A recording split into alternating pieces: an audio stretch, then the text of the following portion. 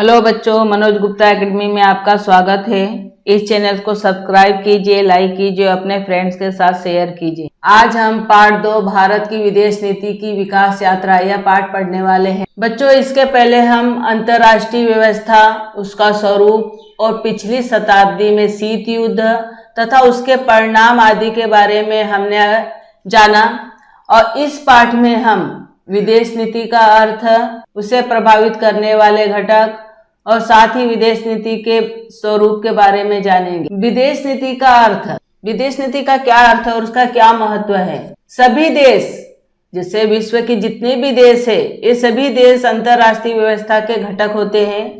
उनमें से कोई भी राष्ट्र सभी अर्थों में स्वयं पूर्ण नहीं होता। जैसे कहने का मतलब, कोई भी देश अपने आप में पूरी तरह से आत्मनिर्भर नहीं होता है, उसे किसी न किसी देश की जरूरत हो। देखो बच्चों, यहाँ विदेश नीति के बारे में दिया गया भारत की विदेश नीति। इसमें भारत का जो है विदेश में जो जाते आते हैं, जो व्यापार करते हैं, उससे संबंधित नीति यानी नियम हो, तो नियम इसमें लिखा होता है, इसी को भारत की विदेश। इसलिए अंतर्राष्ट्रीय व्यवस्था में परस्परावलंबन होता है, यानी एक दूसरे पर निर्भर होते हैं। कोई भी देश, मैंने बताया, स्वयं पूर्ण नहीं होता, वो एक दूसरे पर निर्भर रहते हैं, यह हमारी समझ में आता है। किंतु परस्परावलंबन, जो एक दूसरे पर निर्भर होते हैं, वो कुछ गिने चुने देशों को लाभ अथवा हितों के लिए नहीं होना चाहिए। ऐसा नहीं है कि थोड़े ही देश के लिए, मतलब जो गिने चुने देश है, जो प्रसिद्ध देश है, उन्हीं के लिए होना चाहिए, बल्कि सभी देशों का उसमें भलाई होना चाहिए।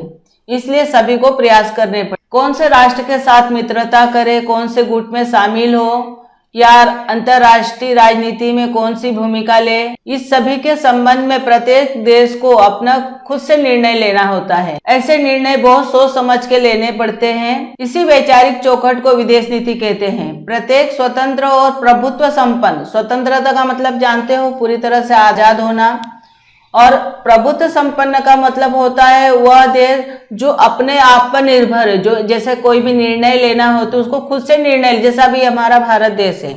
तो भारत देश से संबंध में चाहे आतंकवाद की समस्या हुआ, चाहे बेरोजगारी की समस्या हो गया, या कोई भी समस्या हुआ, तो समस्या के बारे में हम अपना निर्णय खुद लेंगे। दूसरे देश यानी इंग्लैंड, अमेरिका और निर्णय लेने नहीं आएंगे। ऐसे देश को हम प्रभुत्व संपन्न राष्ट्र कहते हैं। तो प्रत्येक स्वतंत्र और प्रभुत्व संपन्न राष्ट्र अपनी अपनी विदेश नीति निर्धारित करते हैं, यानी अपने अपने विदेश नीति का नियम वो बनाते हैं। इसलिए राष्ट्रों के विदेशी संबंधों का अध्ययन करने वाली अंतर्राष्ट्रीय राजनीति में विदेश नीति को बहुत ज्यादा महत्व प्राप्त है। देखो बच्चों, यहाँ चित्र दिया गया है।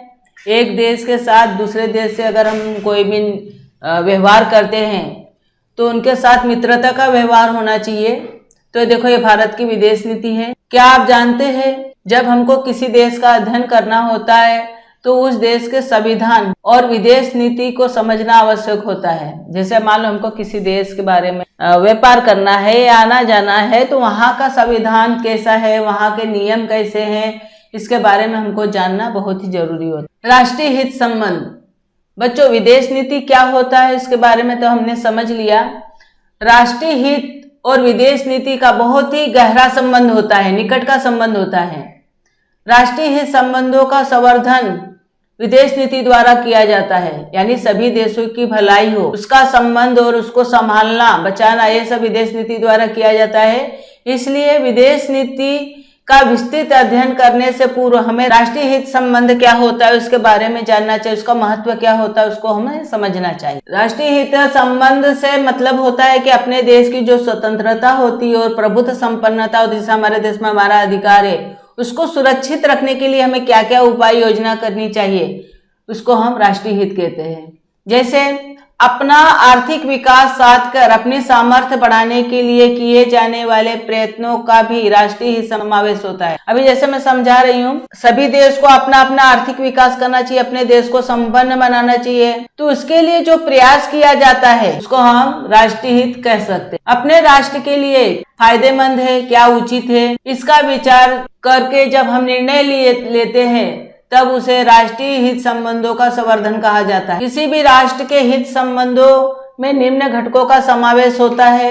पहला, अपने देश की स्वतंत्रता, प्रभुत्व संपन्नता तथा अखंडता की रक्षा करना, अर्थात संरक्षण सर्वोच्च राष्ट्रीय हित है। मतलब अपने देश को संभालना, और अपनी देश की एकता बनाए रखना, अपने देश में अपना निर्णय खुद लेना, ये सभी चीज जो है राष्ट्रीय हित के अंतर्गत आता है। ये सबसे पहले इसको साधा जाता है। दूसरा राष्ट्रीय हित है आर्थिक विकास करना अपने देश की। आर्थिक दृष्टि से कमजोर राष्ट्र अपनी स्वतंत्रता का रक्षा करने में बहुत कठिनाई होती है, इसलिए सुरक्षा के साथ साथ आर्थिक विकास को भी महत्वपूर्ण राष्ट्रीय हित माना जाता है। राष्ट्रीय हित संबंध और विदेश नीति। रक्षा यानी अपने देश का संरक्षण करना और आर्थिक विकास के विषय में राष्ट्रीय हित है, यानी अपने देश की रक्षा करना और आर्थिक विकास साधना, ये राष्ट्रीय हित के अंतर्गत आता है, इसलिए हमें उसका संवर्धन करना चाहिए। इस दृष्टि से हमारा विदेश नीति बनाई जाती है, इसलिए राष्ट्रीय हित संबंध उद्देश्य माने जाते हैं, तो विदेश नीति उन्हें प्राप्त करने का साधन माना जाता है। अभी सभी लोगों का उद्देश्य है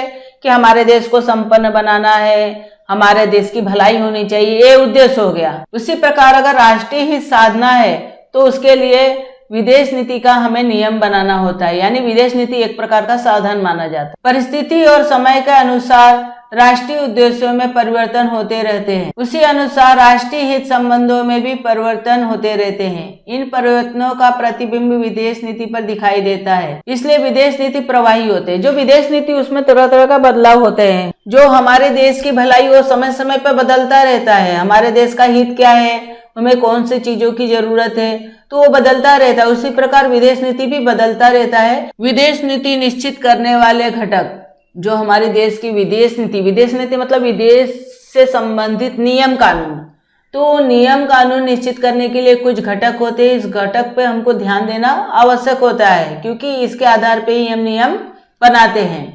राष्ट्रीय व्यवस्था में किस राष्ट्र के साथ किस प्रकार का संबंध रखा जाए, यह विदेश नीति के आधार पर निर्धारित किया जाता है, परंतु विदेश नीति निर्धारण करते समय अनेक घटकों का उस पर परिणाम होता है। पहला घटक है देश का भौगोलिक स्थान।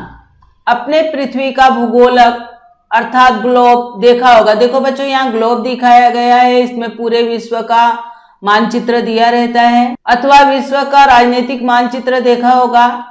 इसके आधार पर किसी राष्ट्र का भौगोलिक स्थान आपको दिखाई देता है। इसमें अलग अलग देश का भौगोलिक स्थान हम ग्लोब पर देख सकते हैं। कुछ देश अन्य देशों से बहुत दूर है, तो कुछ राष्ट्रों के आसपास कई पड़ोसी राष्ट्र है। अगर तुम विश्व का नक्शा उठा के देखो तो कुछ देश है वो एकदम समीप है, यानी पड़ोसी देश है, और कुछ देश बहुत दूर है। कुछ राष्ट्रों को समुद्री तट प्राप्त है, तो कुछ राष्ट्रों के पास भरपूर खनिज संसाधन है।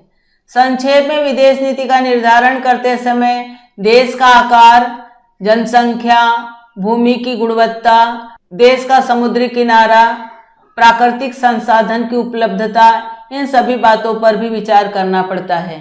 देखो बच्चों, यहाँ पे भारत का चित्र दिया गया है।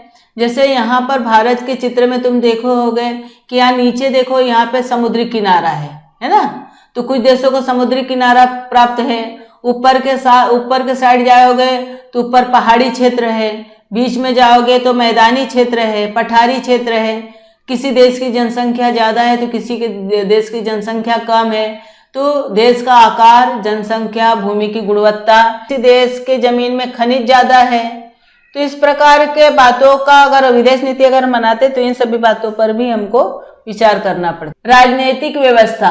विदेश नीति का जो दूसरा घटक है वो राजनीतिक व्यवस्था है। लोकतांत्रिक शासन व्यवस्था में संसद, देखो बच्चों यहाँ संसद का चित्र दिखाया गया है। संसद पे अलग अलग मुद्दों पर विचार विमर्श किया जाता है, चर्चा होती है। संसद को विदेश नीति का निर्धारण का महत्वपूर्ण साधन माना जाता है। विदेश नीति संबंधी विषयों पर संसद में चर्चा होती है।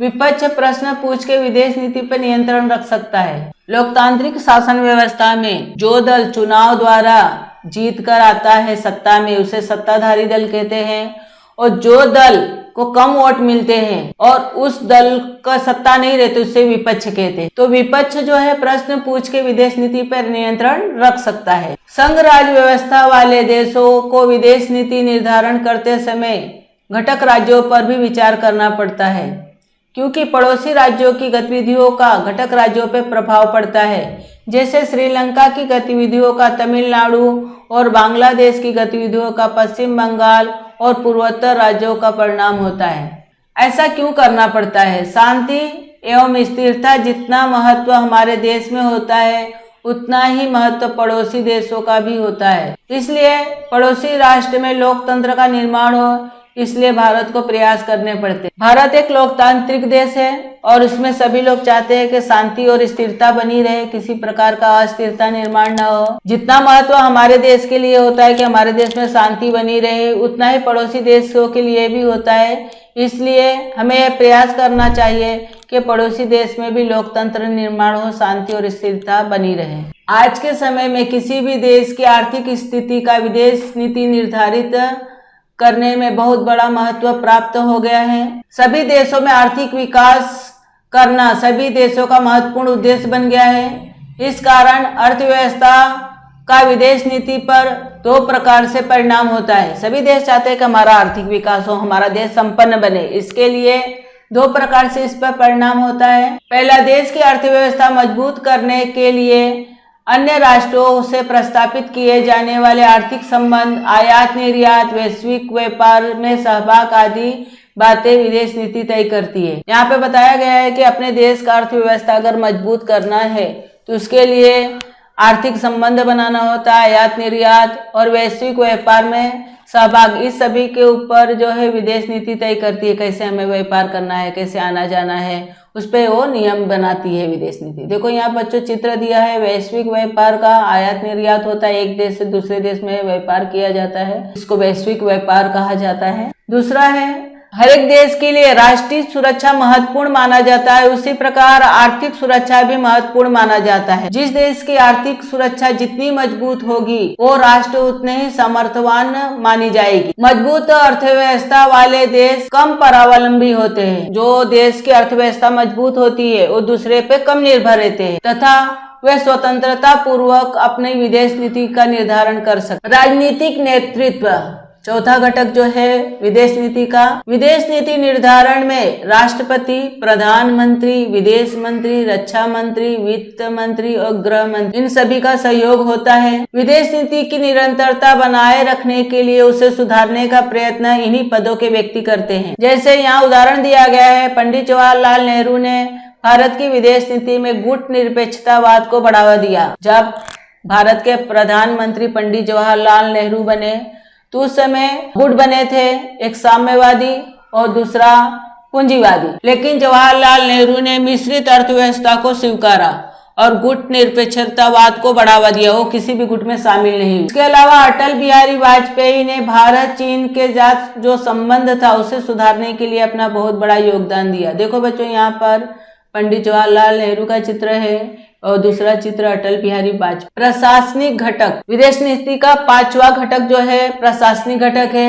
विदेश नीति निर्माण में विदेश मंत्रालय, देखो यहाँ चित्र दिया गया है विदेश मंत्रालय का, विदेश सचिव, विदेशों में स्थित दूतावास का भी चित्र दिया गया है, राजनीतिक अधिकारी तथा प्रशासनिक घटकों का समावेश होता है। यद्यपि विदेश नीति संबंधी अंतिम निर्णय जो है प्रधानमंत्री तथा उनका मंत्रिमंडल लेता है, फिर भी निर्णय तक पहुंचने के लिए प्रशासनिक व्यवस्था जो है सहायता करती है। विदेश नीति के लिए आवश्यक जानकारी एकत्रित करना, उनका विश्लेषण करना, उस पर आधारित योग्य सलाह देना आदि काम प्रशासनिक अधिकारी करते हैं। उसी के साथ साथ राष्ट्रीय सुरक्षा सलाहकार के रूप में भी प्रशासनिक घटक जो है अपनी महत्वपूर्ण भूमिका निभाते हैं। इस पाठ का अगला भाग हम नेक्स्ट वीडियो में देखेंगे।